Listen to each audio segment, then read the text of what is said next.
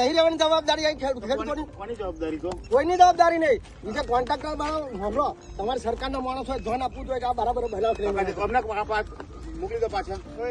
રાજકારણમાં જ્યારે ભ્રષ્ટાચારની પોલ ખોલવાની હોય ત્યારે નેતાઓ અવારનવાર એક્શન મોડમાં જોવા મળતા હોય છે. આવો જ એક નજારો મહેમદાબાદમાં જોવા મળ્યો, જ્યાં પૂર્વ કેબિનેટ મંત્રી અને વર્તમાન ધારાસભ્ય અર્જુનસિંહ ચૌહાણ હાથમાં હથોડો લઈને કેનાલની ગુણવત્તા ચેક કરવા ઉતરી પડ્યા.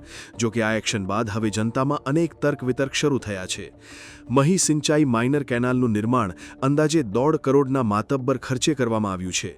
આ કેનાલના કામમાં મોટા પાયે ભ્રષ્ટાચાર થયો હોવાની ફરિયાદો ઉઠતા ધારાસભ્ય અર્જુનસિંહ ચૌહાણ ખેડૂતોની હાજરીમાં સ્થળ તપાસ કરવા પહોંચ્યા. હથોડો મારીને કેનાલનું સ્તર ચેક કર્યું ત્યારે નબળા બાંધકામની પોલ મિનિટોમાં જ ખુલ્લી પડી ગઈ હતી. સિમેન્ટ અને કોન્ક્રીટના પોપડા ઉખડતા જોઈ ધારાસભ્યએ અધિકારીઓ અને કોન્ટ્રાક્ટરોને આડે હાથ લીધા હતા. જોકે કેટલાક લોકોએ તેઓની પ્રશંસા કરી તો અમુકે સવાલ કર્યો કે 1.5 કરોડના ખર્ચે સરકારી કામ ચાલતું હોય ત્યારે સ્થાનિક તંત્ર અને લોકપ્રતિનિધિઓની નજર ક્યાં હતી?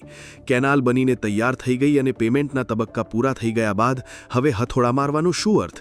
શું તેમના મતવિસ્તારમાં તેમની જાણ બહાર આટલો મોટો ભ્રષ્ટાચાર શક્ય છે? તેમણે કહ્યું તો ખરું કે ખેડૂતોના હકના પૈસાનો દુરુપયોગ ચલાવી લેવાશે નહીં, પરંતુ હવે જે રૂપિયા એડે ગયા તેની વસૂલાત કોન્ટ્રાક્ટર પાસેથી થશે કે કેમ?